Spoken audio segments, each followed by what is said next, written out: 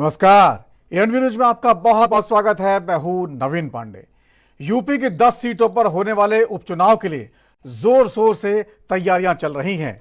Samajwadi party ने जहां 6 सीटों पर अपने प्रत्याशियों का ऐलान भी कर दिया है, वहीं बीजेपी भी रणनीति को फाइनल टच देने में जुटी हुई है।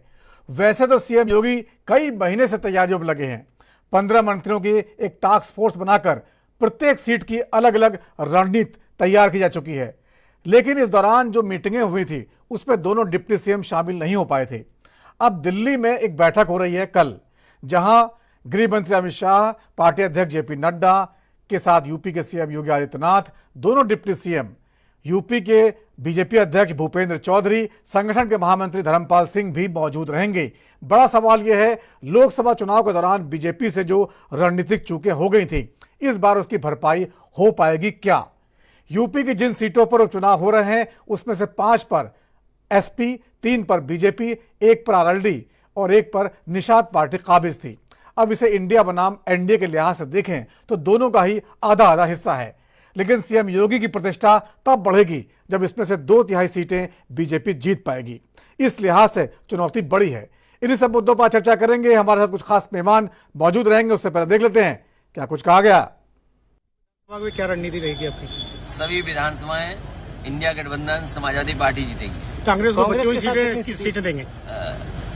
बची हुई सीटों में बातचीत कर करके विचार करेंगे।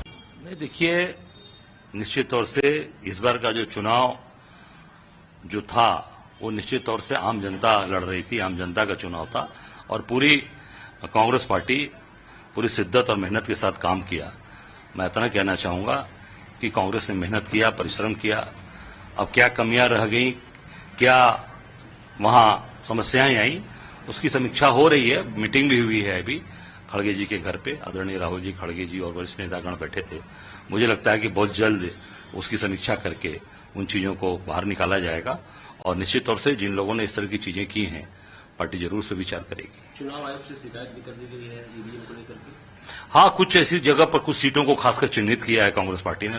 जहां तक मेरी जानकारी के साथ 20 सीट की जानकारी करके और 20 सीट की पूरी मुकम्मल तैयारी करके चुनाव आयोग को दिया गया है कि जहां पर गलतियां हुई हैं, जहां पर पूरी तरीके से चुनाव को प्रभावित किया गया। देखिए, 10 की 10 सीटें भारतीय जनता पार्टी पूरी तैयारी की है, लोगों से जुड़ रहे हैं, एक एक बूथ तक हमारा संगठन पहुंच रहा है और हमें लगता है कि 10 सीटों पर भारतीय जनता पार्टी के पक्ष में परिणाम देने का काम समस्त मतदाता भाइयों की तरफ से आशीर्वाद भारतीय जनता पार्टी के प्रत्याशियों के पक्ष में मिलेंगे। करंट विधानसभा सीट की बात करें तो बीजेपी कैसे कैंडिडेट को उतारने वाली है? लोकल रहेगा या बड़े किसी नेता को उतारने? कोई प्रत्याशी होगा, कमल का निशान रहेगा, कमल खिलेगा और कमल के निशान पर ही पूरी ताकत से जो भी प्रत्याशी हमारा संगठन के द्वारा, शीर्ष नेतृत्व के द्वारा तय किया जाएगा, उसके लिए सारे लोग जिताने का काम करेंगे। तैयारी है चुनाव को लेकर? निश्चित रूप से 10 सीट जीतेंगे। कितनी सीट आप बात हुई है कुछ से? निश्चित रूप से हम लोग पहले कटहरी मतवाती और 10 सीट पे एनडीए के प्रत्याशी जीतेंगे और भारतीय जनता पार्टी परंपरा रही है निश्चित रूप से 2 सीट होती है। तरह से बीजेपी तैयारियों में जुटी हुई है। आपको याद होगा लोकसभा चुनाव के दौरान जो झटका बीजेपी को उत्तर प्रदेश में लगा है, उससे जो मोदी जी की सरकार है वो कहीं न कहीं कमजोर दिखाई देने लगी। 30 सीटें कम हो गई, 240 पर बीजेपी सिमट गई और ये वही सीटें थी जो उत्तर प्रदेश से आती थी। उसके बाद बहुत विवाद हुए, कई बैठकें हुई, योगी आदित्यनाथ जी के बारे में काफी कुछ सोचा गया, कई खबरें बाहर आई, लेकिन योगी जी ने उसके बाद लगातार मेहनत करके कई फैसले ऐसे लिए जिससे जनता के बीच में बहुत लोकप्रियता हासिल की। लेकिन उधर इंडिया गठबंधन की बात करें तो समाजवादी पार्टी भी बहुत मजबूत स्थिति में है। जिस तरह से पीडीए के जरिए उसने समीकरण बनाए हैं, वो समीकरण इस समय बहुत मजबूत स्थिति में है। तो मुकाबला उपचुनाव में बहुत घमासान होगा। उपचुनाव के बारे में काफी लोग समझते हैं कि चूंकि इससे इन सीटों से उत्तर प्रदेश सरकार पर कोई असर नहीं पड़ना है, लेकिन एक नैरेटिव का गेम राजनीति में हमेशा चलता है। ये नैरेटिव दिल्ली की सरकार तक जाता है और इस लिहाज से यूपी बहुत महत्वपूर्ण हो जाता है। योगी आदित्यनाथ लगातार पिछले कई महीने से उपचुनाव की तैयारियों में जुटे हुए हैं। मंत्रियों का टास्क फोर्स बनाया गया है, लेकिन उस समय आपको याद होगा एक बयान आया था डिप्टी सीएम केशव मौर्य का, जो जिसमें कहा था उन्होंने बीजेपी की मीटिंग में, जहां समीक्षा चल रही थी, संगठन सरकार से बड़ा होता है, और ये विवाद इतना बड़ा हुआ कि दिल्ली तक इसकी गूंज सुनाई दी और यह कहा गया कि योगी आदित्यनाथ की कुर्सी खतरे में है। लेकिन कल दिल्ली में एक बार फिर बैठक है, इस उपचुनाव के बारे में तमाम रणनीति को अंतिम रूप दिया जाना है, उस पर चर्चा करते हैं। हमारे साथ कुछ खास मेहमान हैं, उनके पास चलते हैं, बातचीत का सिलसिला शुरू करते हैं और जानने की कोशिश करते हैं कि आखिरकार बीजेपी क्या कुछ कर रही है। भावना चौहान आर्य हमारे साथ है, नेता बीजेपी, आपका बहुत बहुत स्वागत है भावना जी। डॉक्टर हरिनाथ उपाध्याय जी हमारे साथ हैं, प्रवक्ता कांग्रेस, आपका बहुत बहुत स्वागत है। अशोक तिवारी जी हैं, प्रवक्ता समाजवादी पार्टी, आपका बहुत बहुत स्वागत है। और मत्स्येंद्र प्रभाकर जी हैं, वरिष्ठ पत्रकार, आपका बहुत बहुत स्वागत है। सबसे पहले भावना चौहान जी आपके पास से आना चाहूंगा। जिस तरह से बीजेपी ने कल दिल्ली में बैठक रखी है और उसमें अमित शाह जी हैं, उसमें जेपी नड्डा जी हैं, यूपी से जो है योगी जी जा रहे हैं, संगठन महासचिव जा रहे हैं, धर्मपाल जी जा रहे हैं, भूपेंद्र जी जा रहे हैं, तो दोनों डिप्टी सीएम जा रहे हैं। तो इतने बड़े पैमाने पर उपचुनाव की तैयारियां क्यों की जा रही है? क्योंकि इससे तो कोई सरकार पर कोई असर पड़ना नहीं है। आप सही कह रहे हैं, इससे कोई सरकार पर असर नहीं पड़ना है, लेकिन भाजपा ही एक ऐसी पार्टी है जो किसी भी चुनाव से पहले अपने संगठन के साथ बैठ के और अपने जो लोकल जिस भी स्टेट में चुनाव होता है उसके साथ बैठ के पूरी तरह से चर्चा करती है, और उसी चर्चा के निहित ये बैठक रखी गई है। अच्छा, ठीक है, ठीक है। अशोक तिवारी जी, जिस तरह से उपचुनाव की तैयारियां बीजेपी कर रही है और आपने काफी आगे हैं तैयारियों में, 6 सीटों पर आपने प्रत्याशी घोषित भी कर दिए हैं, लेकिन कांग्रेस को भरोसे में नहीं लिया, इसको लेकर कहीं विवाद की स्थिति पैदा हो रही है? कोई विवाद नहीं है भाई। देखिए सर, कोई भी विवाद कहीं पर भी नहीं है। सवाल इस बात का, भारतीय जनता पार्टी अगर तैयारी कर रही है ठीक है, अच्छी बात है, तैयारी करना चाहिए उसको, क्योंकि वैसे भी जनता से उसका सरोकार रहा नहीं है, उसके अंदरूनी मारकाठी चल रही है भाजपा में। भाजपा मुद्दों पर कुछ कर ही नहीं पाई, सारे मुद्दे जस के तस रखे हुए हैं। महंगाई बढ़ती जा रही है, बेरोजगारी दूर होने का नाम नहीं ले रही है, महिलाओं पर लगातार अत्याचार हो रहा है, बलात्कार की घटनाएं लगातार, बाढ़ सी आ गई है उत्तर प्रदेश में। सवाल इस बात का है, अपने ही बिल लाए वापस लिए इन्होंने, इनके अंदर ही कला है। इनका भाजपा का विधायक कह रहा है कि हम 10 उपचुनाव तो हार ही जाएंगे, साथ ही 27 का चुनाव भी आ जाएंगे। इनके पूर्व मंत्री कह रहे हैं कि करप्शन भरा बढ़ा हुआ है।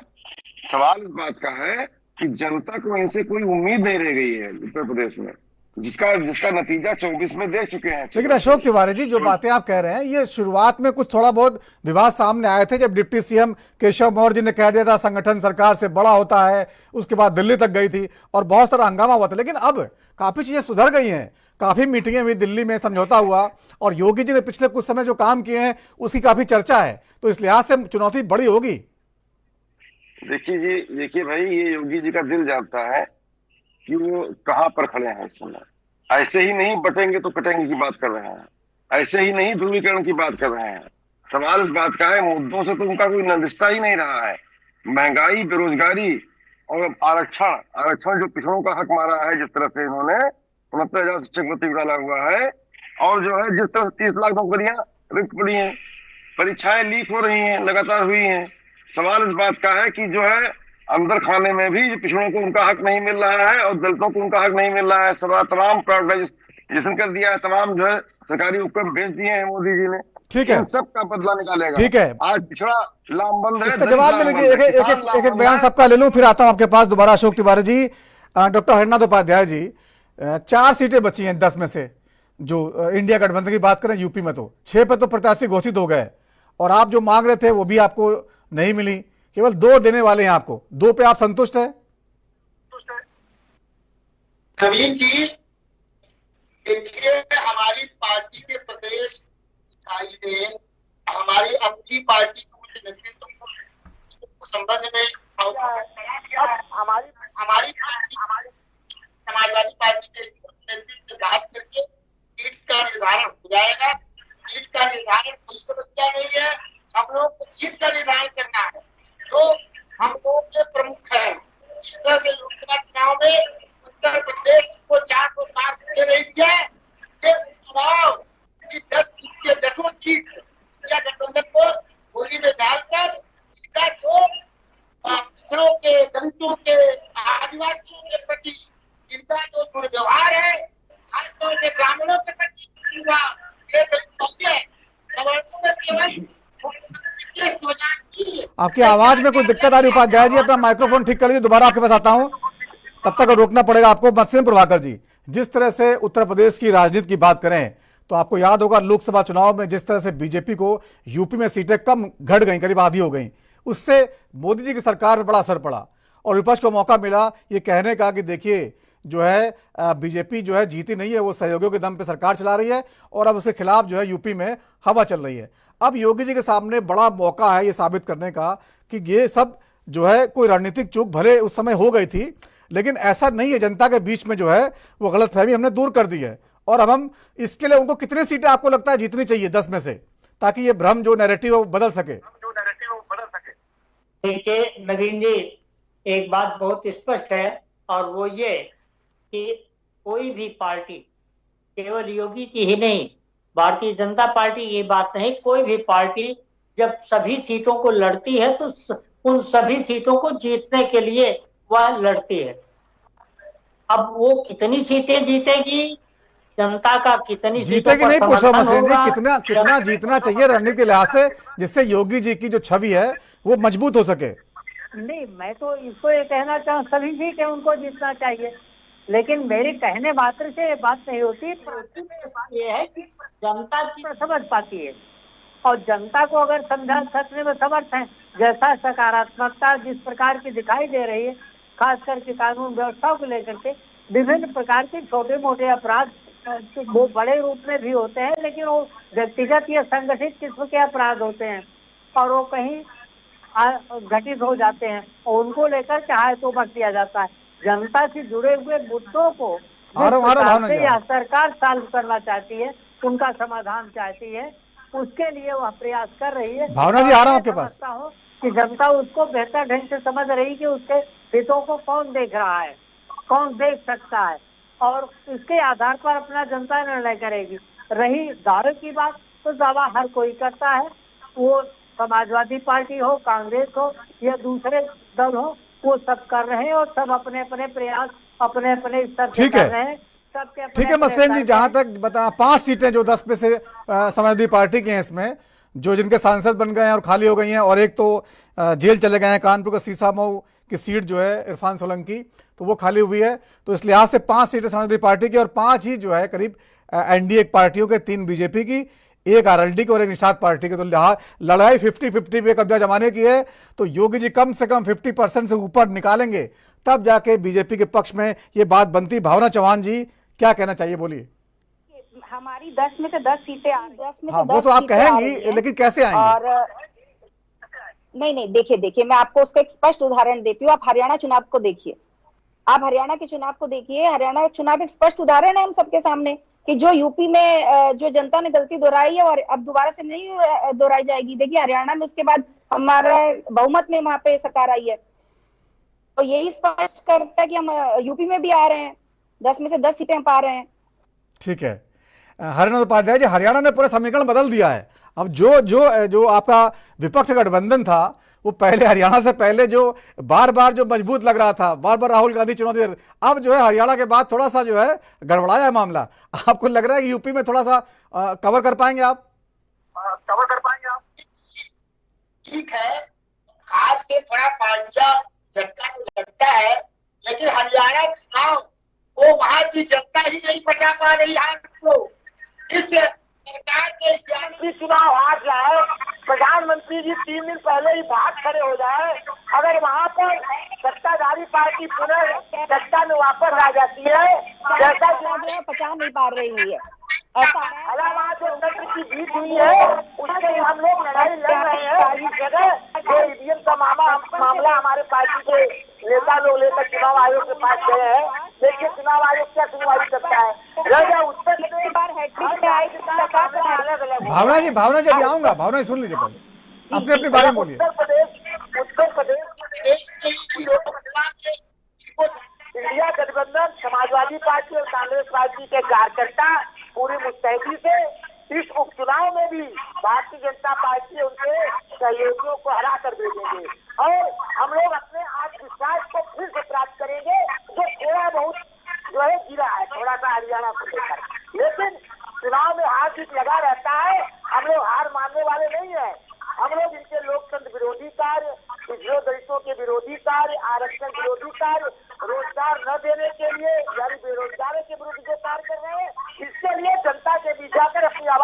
रहेंगे। आप देखिए कानून व्यवस्था में बात हो रही है, अभी 2-3 दिन इनके एक विधायक ने इनके पार्टी के नेता ने मार दिया लखीमपुर में, और उसकी तलब हो रही है। बताइए कैसा कानून व्यवस्था भैया? पुलिस सब एक विधायक की रक्षा नहीं कर पा रही है, तो आम आदमी की क्या रक्षा कर पाएगी? अब कह रहे हैं कानून व्यवस्था बहुत बढ़िया है। कानून व्यवस्था आप देख ही रहे हैं, कानून व्यवस्था क्या है? देश के महान नेता जेपी नारायण, जयप्रकाश नारायण के माल्यार्पण नहीं करने दी जा रही है। कीड़े मकोड़े से उनको खतरा है। यही आज मैं भी बाहर निकलते हुए बिल्कुल डरती नहीं हूँ, और इससे पहले की सरकारों में मुझे स्वयं डर लगता था। और रही बात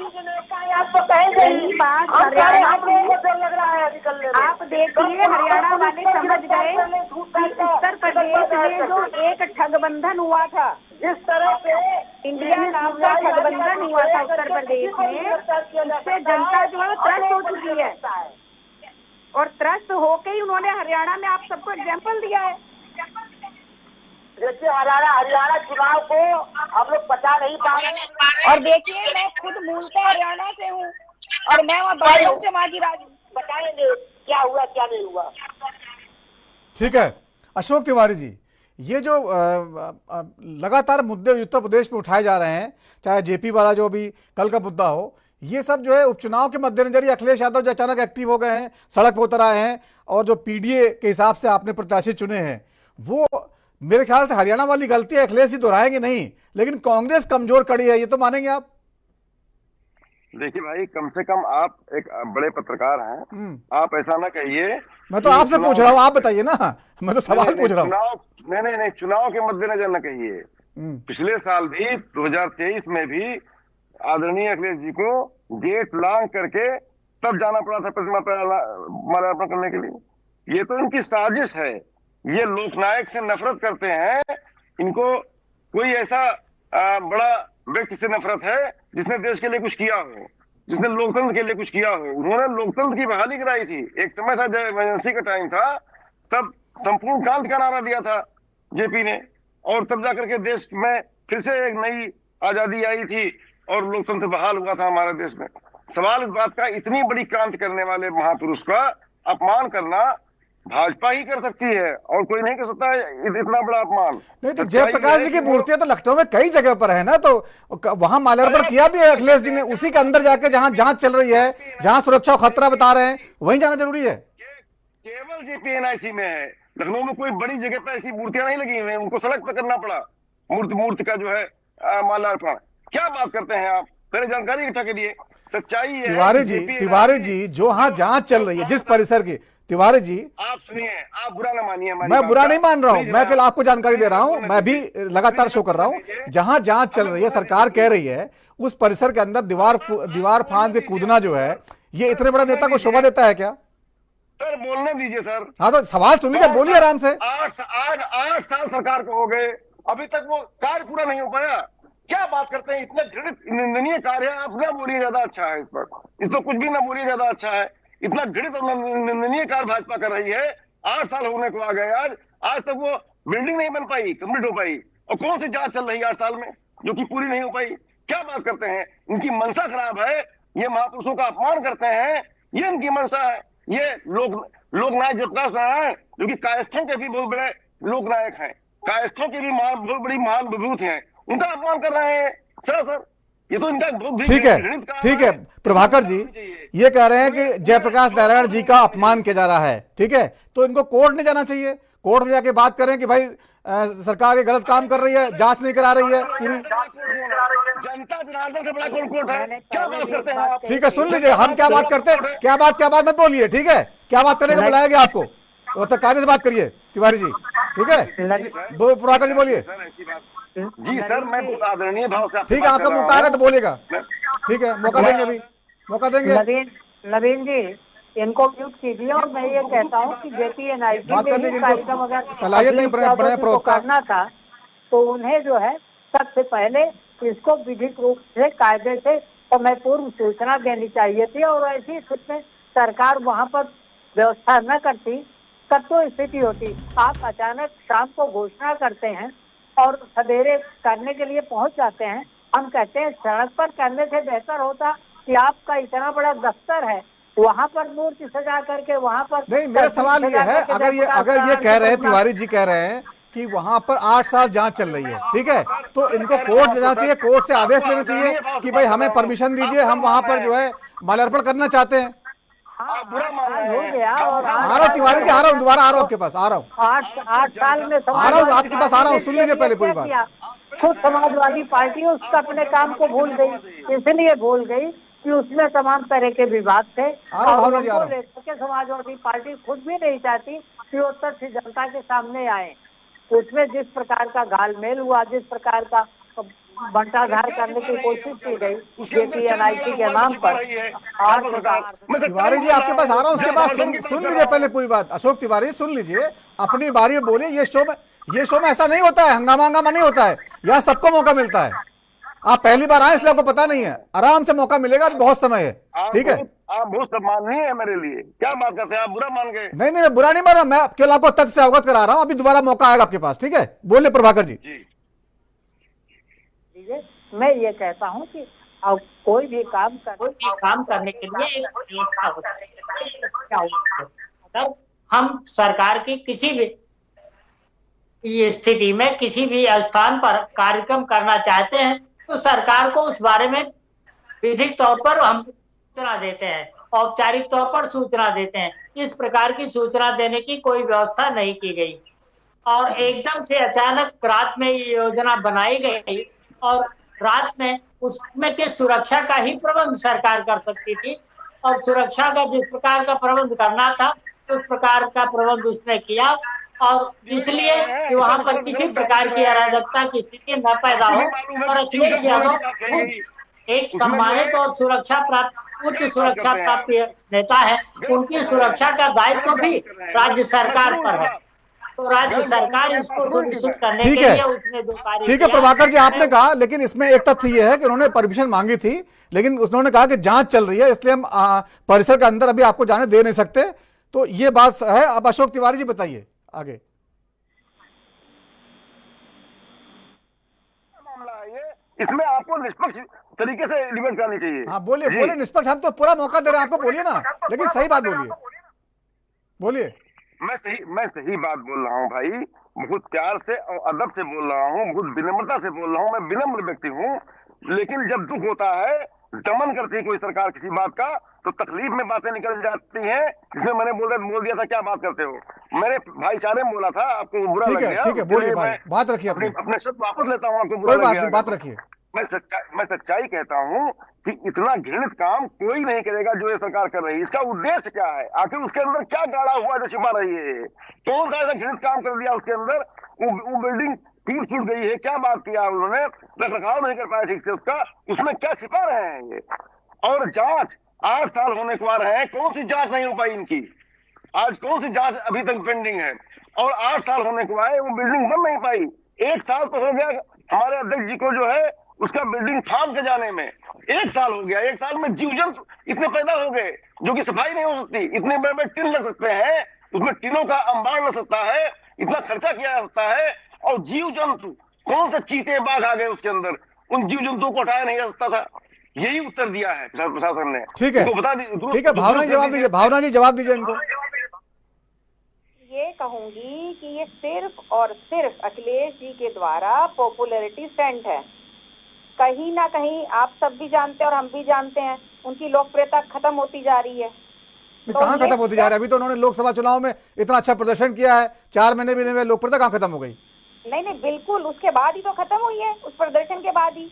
आंख से दिखाई नहीं दे रहा है प्रवक्ता को कान से सुनाई नहीं दे रहा है, जनता की लहर नहीं। तिवारी जी अपनी बारी बोलिए, तिवारी जी अपनी बारी बोलिए, सुन लीजिए पहले। लोग कहते हैं आ रहे हैं अशोक जी, मौका फिर आएगा, फिर बोलिएगा, सुन लीजिए। चुनाव के ठीक पहले वो वहाँ लोकार्पण करने पहुंच गए, उसकी माल्यार्पण करने पहुंच गए चुनाव के पहले, तो इसका क्या हम मतलब निकाले? यही मतलब है ना कि वो अपनी छवि वो करना चाहते हैं। लेकिन भावना जी जयप्रकाश नारायण जो है, वो जो उसको बीजेपी बहुत मानती है, उनको जो है तो उनका सम्मान करते हुए खोल देते एक दिन के परिसर, और वहां पर व्यवस्था कर देते उनको जाने के लिए, और अच्छा होता कि बीजेपी के नेता भी माल्यार्पण कर देते, बाकी आम जनता भी कर देती, तो इसमें क्या दिक्कत हो जाती? ये किसी भी उसका प्रोटोकॉल है, आप समझिए इस बात को। अगर किसी चीज पे कोई इंक्वायरी चल रही है, किसी भी भवन पे कोई इंक्वायरी चल रही है, उसमें कैसे किसी को जाने दिया जाएगा? अभी इंक्वायरी चल रही है, सरकार के अपने नियम होते हैं, सरकार को सरकार के अपने नियम होते हैं। शर्म नहीं आती आपको ऐसी बात बोलते हुए?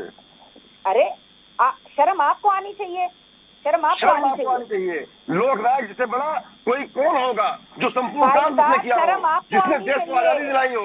क्या बात करती हैं? शर्म आपको आनी चाहिए। तो सालों की आदमी आई उस भवन की, और आज आप अचानक तक जाके वहाँ पे आप माल्यार्पण करने पहुँच गए। जो कायस्थों की महान विभूति है, ऐसे लोग नायक का अपमान, क्या बात करती हैं आप? हमारी सरकार ने तो आदरणीय नीतीश कुमार को विचार करना चाहिए, नीतीश कुमार को उनको समर्थन वापस लेना चाहिए सरकार से।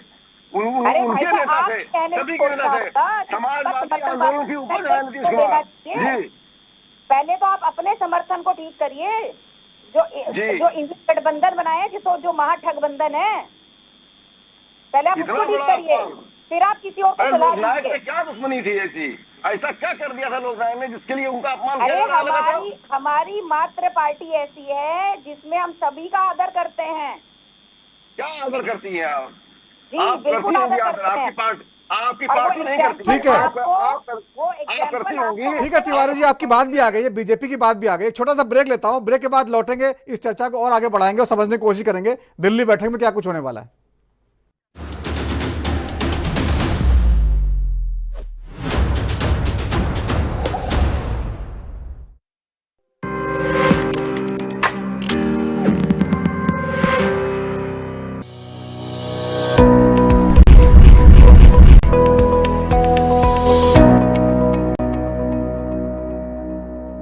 वोकल फॉर लोकल हमारी बहुत समस्याओं का समाधान आत्मनिर्भरता में है। यशस्वी प्रधानमंत्री श्री नरेंद्र मोदी जी के विजन वोकल फॉर लोकल के अनुरूप माननीय मुख्यमंत्री योगी आदित्यनाथ के नेतृत्व में स्थानीय उत्पादों को मिला global market. UP international trade show के द्वितीय संस्करण में रिकॉर्ड 10,000 करोड़ रुपए से अधिक का व्यापार हुआ है सुनिश्चित। इस वैश्विक व्यापारिक महाकुंभ में 70 से अधिक देशों के 500 से अधिक इंटरनेशनल बायर्स सहित देश विदेश के 5 लाख से अधिक लोगों ने हिस्सा लिया। UP international trade show Uttar Pradesh के व्यापार को नई गति देकर अर्थव्यवस्था को $1 ट्रिलियन बनाने में अहम पड़ाव साबित होगा। UP international trade show, sourcing का अद्वितीय मंच।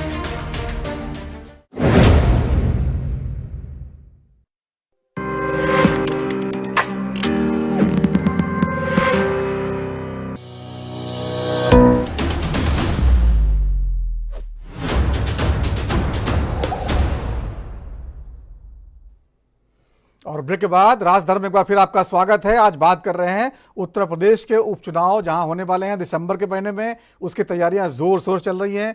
दिल्ली में कल बीजेपी की बैठक है, बड़ी बैठक है, बड़े नेता शामिल होंगे और उत्तर प्रदेश में समाजवादी पार्टी ने बहुत जोरदार तैयारी कर ली है, 6 प्रत्याशी घोषित कर दिए हैं। इन तमाम मुद्दों पर चर्चा कर रहे हैं। हमारे साथ कुछ खास मेहमान मौजूद हैं। भावना चौहान आरजे हैं, नेता बीजेपी की, डॉक्टर हरिनाथ उपाध्याय जी हैं, प्रवक्ता कांग्रेस के, अशोक तिवारी जी हैं, प्रवक्ता समाजवादी पार्टी के, और मत्स्येंद्र प्रभाकर जी हैं, वरिष्ठ पत्रकार। डॉक्टर हरिनाथ उपाध्याय जी, आपने सुना होगा आपके दोनों सहयोगी प्रवक्ता जो है बार बार जयप्रकाश नारायण जी की बात कर रहे हैं, लेकिन चलिए वो एक मुद्दा समाजवादी पार्टी बनाने की कोशिश कर रही है और काफी हद तक बना भी दिया है। बात कर रहे हैं बीजेपी की रणनीति की। दिल्ली में जो बीजेपी की बैठक होगी, और इससे पहले योगी जी ने 15 मंत्रियों का समूह बनाया है आपने उत्तर प्रदेश में, जो हर एक सीट को देख रहा है, और वो चाहते हैं कि इस बार सारी सीटें वो जीत ले, ताकि जो नैरेटिव बना था पिछले लोकसभा चुनाव में वो खत्म किया सके कि उत्तर प्रदेश में बीजेपी कमजोर पड़ी है।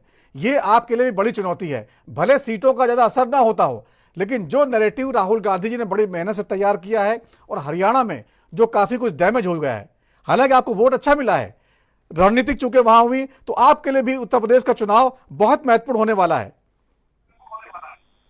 जी नवीन जी, ठीक है,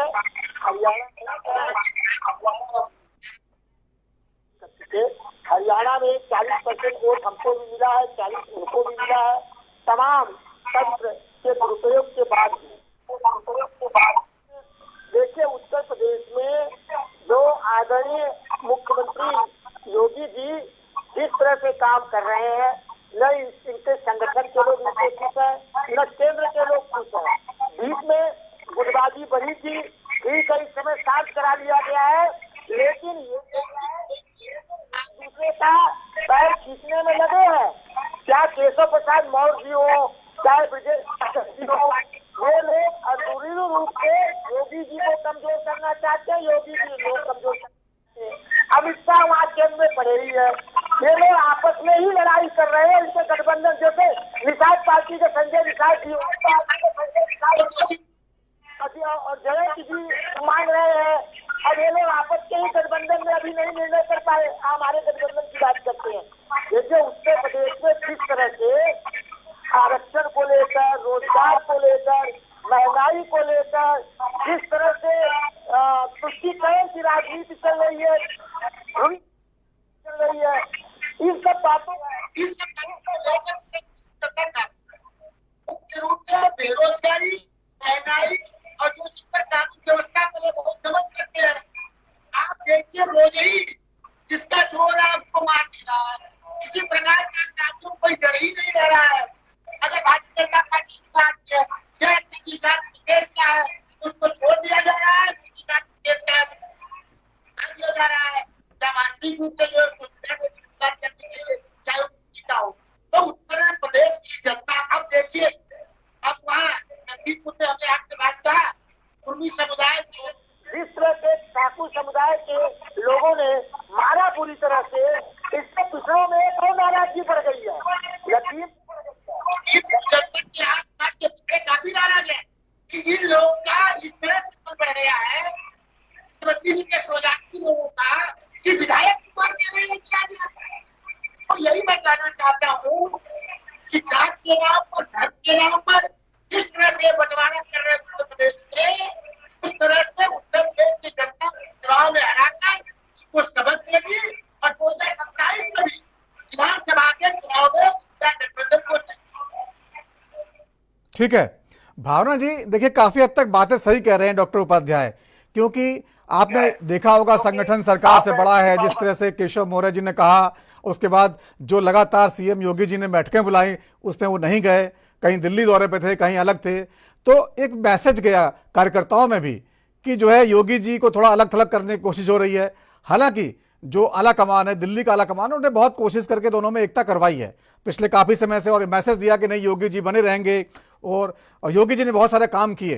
तो जो काम किए गए हैं आपको लगता है वो पूरे हैं, और जो समाजवादी पार्टी और इंडिया गठबंधन की तैयारियां बहुत मजबूत हैं। उन्होंने पीडीए समीकरण को बहुत मजबूत किया है पिछले कुछ समय से, तो और जमीन पे बहुत रणनीति बनाई है। खुद अखिलेश यादव जो सड़कों पर उतर आए हैं, आपने देखा, चाहे जेपी वाले मामले में हो। तो ये इतना आसान नहीं होगा आप लोगों के लिए भी। देखिए तो हम चुनौतियों के लिए स्वीकार तैयार हैं। और दूसरी बात ये रही कि वो अखिलेश यादव जी सड़क पर उतर आए हैं, तो एक दिन सड़क पर उतरने से देखिए कुछ नहीं होता है ना।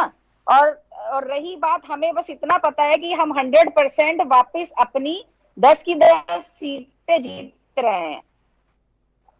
नहीं, कैसे जीत रहे हैं कि मतलब एक तरफा जीत कैसे जीत रहे हैं आप लोग? वो भी तो देखिए, इतनी सीटें उनके पास भी तो हैं। अगर मैं आपको सीटें गिनाना शुरू कर दूं, तो अगर आप करहल की बात कर लीजिए तो वो अखिलेश यादव की अपनी सीट है, मैनपुरी में तेज प्रताप यादव उतर रहे हैं। ठीक है, कुंदरकी की बात कर ले मुरादाबाद की, वहां पर समाजवादी पार्टी थी। मिल्कीपुर में वहां पर समाजवादी पार्टी थी पहले ही, और बहुत मजबूत है। सीसामऊ में इरफान सोलंकी, वहां जो है सहानुभूति लहर चल रही है उनके लिए, उनकी पत्नी को उतार दिया है। तो इतना आसान थोड़ी है जो है, इसलिए तो रणनीति बन रही है। आप देखिएगा, जी बोलिए। इस बार काम बोलेगा। और आप केंद्र में देखिए, केंद्र में हमारी सरकार है, कुछ तो जनता ने हमारे पर विश्वास किया है ना, तभी तो हम बार बार सरकार में आ रहे हैं। और आप ये देखिए, हरियाणा इसका एक महत्वपूर्ण उदाहरण है। सीखना चाहिए ये, और समझना चाहिए विपक्ष को इससे। ठीक है, अशोक तिवारी जी कह रहे हरियाणा में हमने साबित कर दिया है कि जो बीजेपी की जो लहर है वापस लौट आई है। यूपी भूल जाइए, उस समय लोकसभा चुनाव में थोड़ा गलतफहमी हो गई थी। आप लोगों ने दलित और संविधान खतरे में है, दलित आरक्षण खतरे में है, जो नैरेटिव चलाया था, उससे जनता थोड़ा समझ नहीं पा रही थी। आप समझ गए, बोल रहे हैं। देखिए वो नैरेटिव भी खत्म हो गया जी। अब वो हमारे दलित भाई भी ये समझ चुके हैं कि हमें बेवकूफ बना रही है पार्टी। यही मैंने बताया इनको। बोलिए तिवारी जी। जी भाई, मैं बोलूं? हाँ बोलिए। जी भाई, जी मैं स्पष्ट रूप से कहना चाहूंगा, अब इतनी बार हरियाणा का जिक्र कर दिया है आपने कि मुझको 2 लाइन बोलना ही पड़ेगा। मैं चाहता नहीं था बोलना, लेकिन फिर भी बोलना ही पड़ेगा। हरियाणा का चुनाव एक अलग चुनाव था। हरियाणा में आप बुरी तरह से हारे हुए थे। आपके जो है एग्जिट पोल भी बता रहे थे, सब लोग देख रहे थे, पत्रकार बंधु देख रहे थे। वहां पर जिस तरह से पहलवान नाराज था, किसान नाराज था, आपकी बुरी हार होने वाली थी। ये कांग्रेस की थोड़ी सी कमी रह गई, जो कांग्रेस में अंदरूनी कलह थी, और कांग्रेस ने जो है क्षेत्रीय दलों को भी ठीक से मजबूती से नहीं साथ में लिया आपने। इस कमी की वजह से वहां पर चुनाव, जीता हुआ चुनाव कांग्रेस हार गई है, सच्चाई ये है। और इसकी समीक्षा आप जाके हरियाणा में काम देखिए सरकार का। इसकी समीक्षा अब भाजपा को तक बोलने का जरूरत है? मैं बोल रहा हूँ, सुन लीजिए भावना जी, उसके बाद मौका दूंगा। सुनने में क्या दिक्कत है? जो चिढ़ा हुआ होता है, कमजोर होता है, वो बीच में बोलता है। कमजोर आदमी बोलता है बीच में। ठीक है, अब आपने पूरा करिए तिवारी जी, पूरा करिए। अब मैं कहना चाहता हूं कि कांग्रेस को समीक्षा करनी चाहिए, और समीक्षा करेगी कांग्रेस आत्ममंथन करेगी इस बात पर, और इंडिया गठबंधन में भी विचार होगा। इंडिया गठबंधन में भी इस हरियाणा के चुनाव पर मंथन किया जाएगा और नई रणनीति बनाई जाएगी। आगे का चुनाव कांग्रेस किस तरह लड़ेगी, इंडिया गठबंधन किस तरह से लड़ेगा, इसका एक प्रारूप तैयार होगा। अब हल्के में नहीं होगा। भाजपा को हम वाकओवर नहीं देंगे हरियाणा की तरह से। भाजपा को पूरी तरह से घेरेंगे और घेर करके भाजपा को हराएंगे, क्योंकि भाजपा को हराना इसलिए जरूरी है क्योंकि देश की जनता परेशान है, देश की जनता बेचैन है, पिछड़े बेचैन है, दलित बेचैन है, किसान आज बिल्कुल बेचैन है। आज जिस तरह से जो है 4 साल की नौकरी दी गई है सेना में, युवा बेचैन है। जिस तरह से परीक्षाएं लीक कराई गई है, दलित बेचैन है।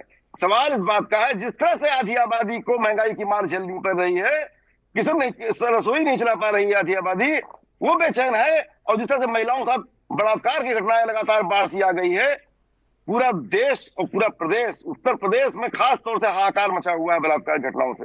सच्चाई ये है कि योगी जी को सूझ नहीं रहा क्या बोलें, बटेंगे तो कटेंगे जैसी बात बोलते हैं। तमाम बिल वापस लेने पड़ते हैं। अपने ही विधायक कह रहे हैं कि 10 के 10 चुनाव भी हार जाएंगे, 27 के चुनाव भी हार जाएंगे हम तो। इनका विधायक बोल रहा है, बाकायदा विधायक ने बोला है इनके।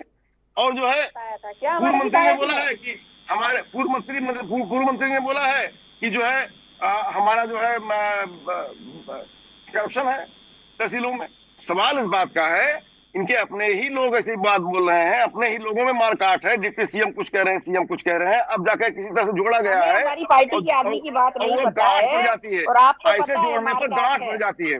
सवाल इस बात का है कि ये बैकफुट पर है और बुरी तरह से हारने जा रहे हैं 10 के 10 चुनाव, और 27 में इनकी विदाई होने जा रही है।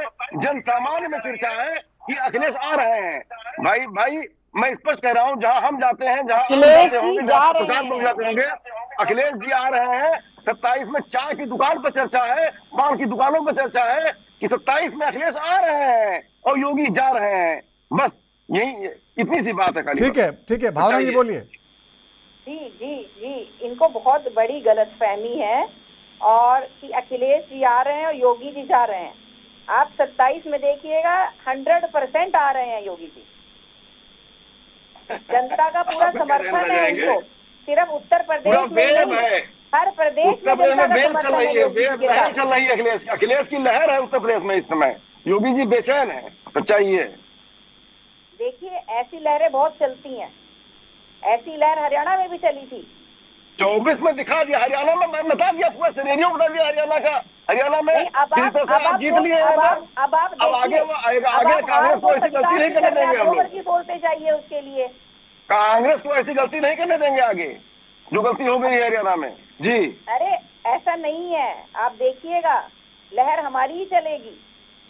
ठीक है भावना जी, लेकिन लहर आपकी चलेगी, लेकिन जो बता रहे हैं तिवारी जी, जो बार बार विधायक बयान दे रहे थे बहुत भ्रष्टाचार है, पुलिस प्रशासन मानता नहीं है, और केशव मौर्य जी का संगठन सरकार से बड़ा है। बहुत सारे विधायकों ने बयान दिए थे योगी जी के खिलाफ जो है। हालांकि वो अब बोल नहीं रहे हैं, लेकिन उनका जो असर है वो क्या आपने दूर कर दिया है क्या? सरकार ने अभी जो कमियां दूर कर दी हैं? देखिए हमारे में कोई कमी नहीं है।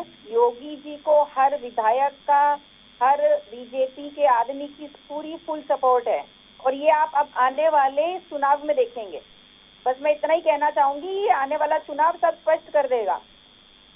ठीक है, मत्स्य प्रभाकर जी, बीजेपी के प्रवक्ता ज्यादा डिटेल में जाना नहीं चाह रही हैं, तो जिस तरह से उत्तर प्रदेश में आपको लगता है कोई ऐसे काम हुए हैं कि जो 3 महीने पहले जो नैरेटिव बना दिया गया था योगी जी के खिलाफ या सरकार के खिलाफ, उसमें अब जो है कमी पूरी कर ली गई है बीजेपी की तरफ से और मुकाबला जो है टक्कर का होगा?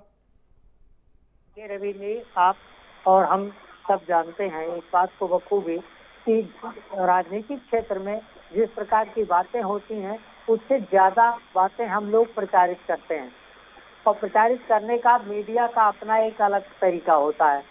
मीडिया खुद जो है अपना रिपोर्ट ठीक करने के लिए, अपना टीआरपी ठीक करने के लिए इस प्रकार की कार्रवाइयां करता है।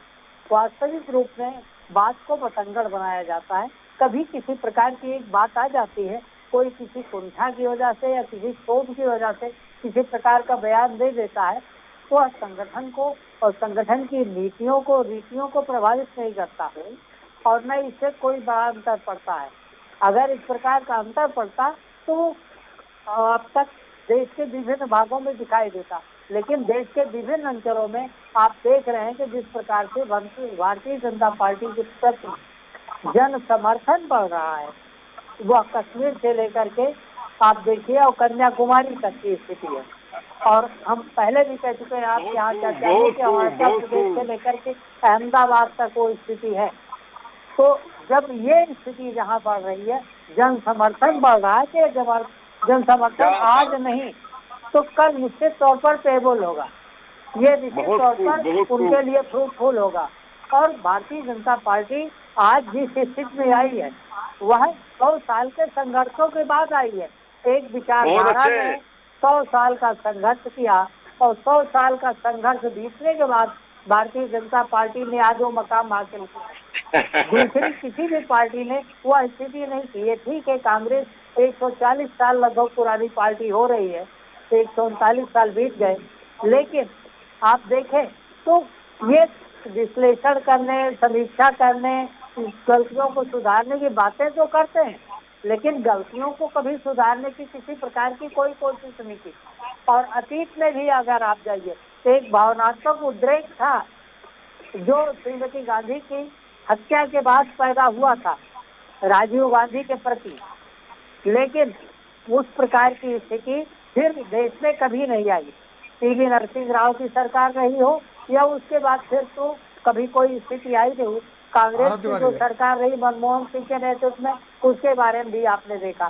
तो वास्तव में राजनीतिक दल जो दूसरे हैं, मैं ये देखता हूँ कि भारतीय जनता पार्टी को छोड़ करके जो वास्तव में संघ प्रवर्तित एक संगठन रहा है, राजनीतिक दल रहा है, एक विचारधारा से जुड़ा रहा है, विचारधारा कैडर आधारित पार्टी रही है, उस पार्टी को छोड़कर किसी भी पार्टी ने रीति नीति को, देश को समझने की, देश के लोगों को समझने की, देश के लोगों का हित समझने की किसी प्रकार की कोई कोशिश नहीं।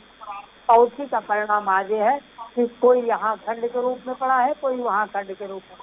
और अब यह स्थिति भी समाप्त होने जा रही है।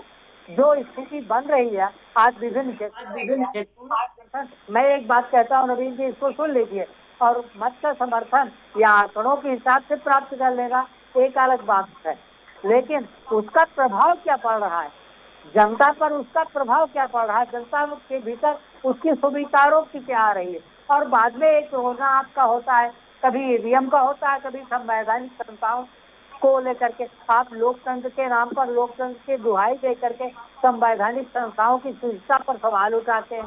संवैधानिक संस्थाओं, मैं तो ये कहता हूँ सरकार के समक्ष ये विचार रखना चाहता हूँ कि सरकार को इस प्रकार की पाबंदी लगानी चाहिए इस प्रकार के बयानों पर कि कभी किसी भी प्रकार का बात हो तो सीधे संवैधानिक संस्था पे आप जाते हैं। ठीक है, न्यायपालिका की बात हो, चुनाव आयोग की बात हो या विभिन्न प्रकार के आयोगों की बात हो, जब भी इस प्रकार की कोई बात होती है आप तत्काल उन पर चले जाते हैं। सरकार से लड़िए, नीतियों को, कार्यक्रमों के आधार पर राजनीतिक दलों को लड़ना चाहिए। आप मुद्दों को, उन मुद्दों को पैदा करके अराजकता की पैदा करने की कोशिश मत कीजिए। जनता से जुड़े हुए मुद्दों को उठाइए, उनसे जुड़े हुए मुद्दों की कमी नहीं है, लेकिन रोजगार, बेरोजगारी जिसको आज नाम दिया जा रहा है, और महंगाई, इसको नियंत्रित करने का, काबू करने का कोई फार्मूला इस देश में कोई भी राजनीतिक दल नहीं ला सकता। इसलिए कि देश में जनता और जनसंख्या की जो स्थिति होती जा रही है और मांग और आपूर्ति की जो स्थिति है उसके आधार पर इन समस्याओं का हल न हुआ और न कभी कोई कर सकेगा। ठीक है, अशोक तिवारी जी बोलिए। जी देखिए भाई नवीन जी, मैं एनबी चैनल पर जो आजकल का मॉडर्न ट्रेंड है, जो इस समय का ट्रेंड है, इस समय का जो पूरे देश में चल रहा है और उत्तर प्रदेश में बखूबी चल रहा है, वो ट्रेंड है पीडीए का। इससे कोई भी नावाकिफ नहीं है, जितने भी चैनल हैं सभी वाकिफ हैं इस चीज से और अच्छी तरह जानते हैं, बखूबी जानते हैं। पीडीए इस समय जागा हुआ है। पीडीए 2014 से इसने देखा मोदी सरकार को, और खासतौर से दलित, पीडीए में दलित और जो पिछड़ा अल्पसंख्यक भी हैं, अगड़े भी हैं, आधी आबादी भी है, आदिवासी भी हैं पीडीए में, लेकिन खास तौर से दलित की बात करता हूं मैं और पिछड़े की बात करता हूं। ये जान गए हैं कि इनका अधिकार गलाया जा रहा है, तिल तिल गलाया जा रहा है। आज जो प्राइवेटाइजेशन किया गया है, इनका अधिकार गलाने के लिए किया गया है। अशोक तिवारी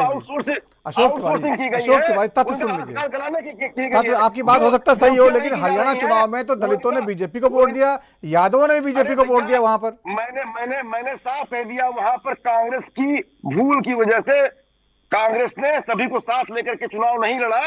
आज विपक्षी अपने गठबंधन में सबको साथ लेते, पूरी ताकत बनाते, अंदरूनी कराना होती, कुछ कमियां रह गई हैं, उसकी बखूबी जो है हमारे यहाँ समीक्षा की जाएगी, कांग्रेस भी करेगी, इंडिया गठबंधन भी करेगा, आगे से ऐसी गलती नहीं होने पाएगी। तो इसीलिए कांग्रेस को सीटें नहीं दे रहे हैं। अखिलेश यादव जी कह रहे हैं हम एक भी सीट नहीं देंगे। भाजपा ने उसका फायदा उठा लिया है। हारी हुई बाजी भाजपा जीत गई है वहां किसी तरह से, उसके लिए खुशी न मनाए, उसको सब बिल्कुल पकड़ करके कस देंगे, गला उसका दबा देंगे भाजपा का, सारे विपक्षी मिलकर के। और वो जो है अब आगे नहीं बढ़ने वाली है। महाराष्ट्र में बुरी हार हारने जा रही है भाजपा। चैलेंज करता हूँ इस चीज को मैं। ठीक है, हरिनाथ जी कुछ कहना चाह रहे हैं। डॉक्टर हरिनाथ जी कह रहे हैं बहुत ठीक है, सुन उनका बयान ले लीजिए। नवीन जी सूचना होने जा रही है। नवीन जी आवाज आ रही है कि नहीं? हाँ सुनिए तिवारी जी, उपाध्याय जी कुछ कह रहे हैं, उनका भी सुन लीजिए। नवीन जी हाँ बोलिए मजबूत है, आवाज आ रही है ना? हाँ बोलिए डॉक्टर साहब बोलिए। 2 राउंड के बाद हमको आप मौका दे रहे हैं। हाँ बोलिए। ऐसा नवीन जी, बार बार हरियाणा चुनाव की बात हो रही है, तिवारी जी लेके आते बार बार। हरियाणा में 12% वोट इंक्रीज हुआ है कि नहीं हुआ, आप बताइए। 12% वोट हमारा बढ़ा है, और हरियाणा उसी के साथ एक राज्य और चुनाव हुआ, उसको भूल ही जाए। जिस तरह से उत्तर प्रदेश हारने के बाद भगवान राम को भूल गए और उड़ीसा में सरकार बन गई तो भगवान जगन्नाथ याद आने लगे इन लोगों को, उसी तरह से हरियाणा में तंत्र के विजय के वजह से, तंत्र के दुरुपयोग के वजह से विजय हो गई और जम्मू कश्मीर को भूल गए।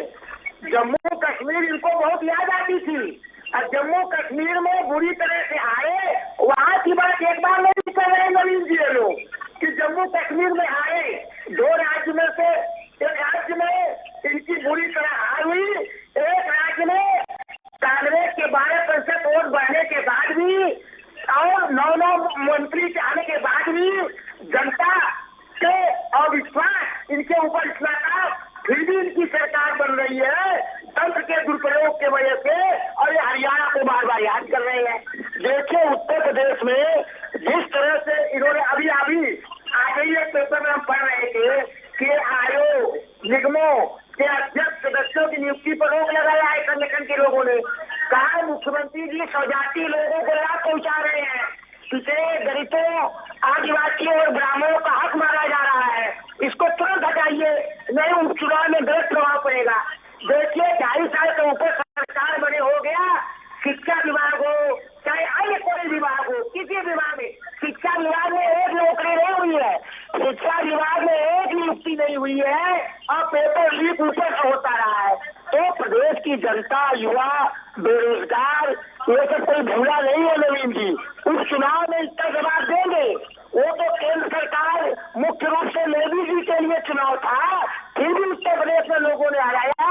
उत्तर प्रदेश में योगी जी का और इंतजार कर रही है प्रदेश की जनता कि हम कितनी बुरी तरह से हराकर इनको हम सबक सिखावे। तो ये उपचुनाव पूरी तरह से इंडिया गठबंधन की जीत होगी, और ये मोदी खाएंगे, हार खाएंगे, और फिर केंद्र और प्रदेश में इन लोगों का आपसी विवाद बढ़ेगा।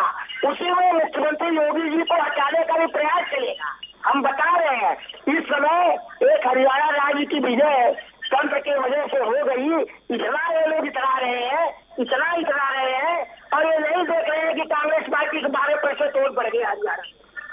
ठीक है, भावना चौहान जी बड़ा ये जो है खुलासा कर रहे हैं उपाध्याय जी कि जो है योगी जी अगर वहां सीटें नहीं निकाल पाए, 10 सीटों में से जो है अधिकांश कम से कम 6 से ऊपर सीटें नहीं निकाल पाए, तो ये उनके लिए थोड़ा दिक्कत हो जाएगी, क्योंकि फिर जो है एक तरह से उनका विरोध और बढ़ जाएगा, उनकी कुर्सी पे कहीं ना कहीं सवाल खड़े होने शुरू हो जाएंगे। 2027 के लिए फिर नेता बदलने की बात होने लगेगी। तो आपको लगता है कि बात यहाँ तक पहुंचेगी, क्योंकि पेचीला बहुत मामला है। ऐसा और ऐसा सिर्फ इन्हीं का मानना है, हमारी पार्टी का, हमारे संगठन का ऐसा कुछ मानना नहीं है। ऐसा और ऐसा सिर्फ इनका मानना है, क्योंकि ये लोग बौखलाए हुए हैं। अभी इनके पास कुछ और बोलने के लिए मुद्दे नहीं है, तो ये इसी तरह से उल्टे सीधे मुद्दे उठाते जा रहे हैं। नहीं, ये तो आप मानेंगे टिकट वितरण भी जो है बहुत पेचीदा मामला है, क्योंकि कई गुट हैं बीजेपी में इस समय जो है केशव मौर्य जी अलग अपना चाहते हैं जो फॉर्मूला, और योगी जी का अलग फॉर्मूला है। मात्र हमारी एक ऐसी पार्टी है जो बैठ के सारी व्यवस्था बनाएगी, संगठन से बातचीत होगी, फिर टिकट वितरण होगा सबकी सहमति से। तो कोई उसमें लड़ाई झगड़ा है ही नहीं। कुछ बता नहीं आप नॉर्मल सब बातें कर रही हैं, जैसे कोई अंदर की बात बताइए ना, कैसे क्या रणनीति बनेगी।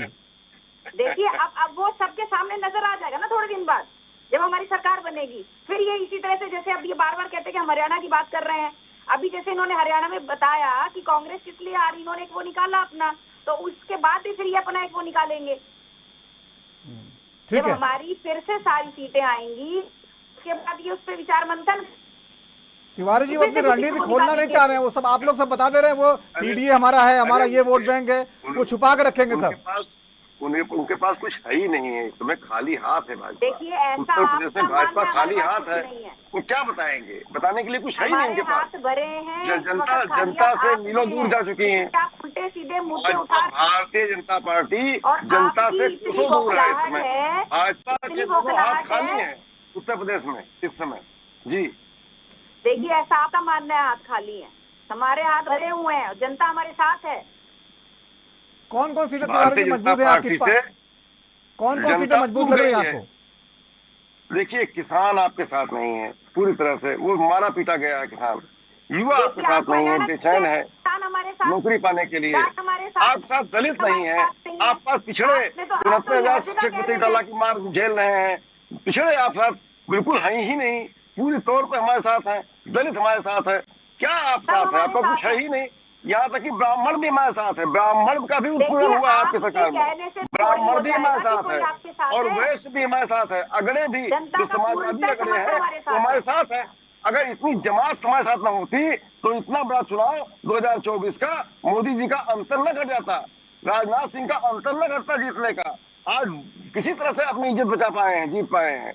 आज सर्वजन समाज ने हमको वोट दिया है, तभी जाकर के हमें इतना वोट मिला है कि जहां हम हारे भी हैं वहाँ कम वोटों से हारे हैं उत्तर प्रदेश में, जहाँ जीते हैं वहाँ जीते हैं, जहाँ हारे हैं वहाँ कम अंतर से हारे हैं। क्या बात करती है? जन सम्मान हमारे साथ है, जन समर्थन हमारे साथ है, पूरी की पूरी उत्तर प्रदेश जनता हमारे साथ है। आप साथ कौन है? आप कोई नहीं समझने की जरूरत है, सिर्फ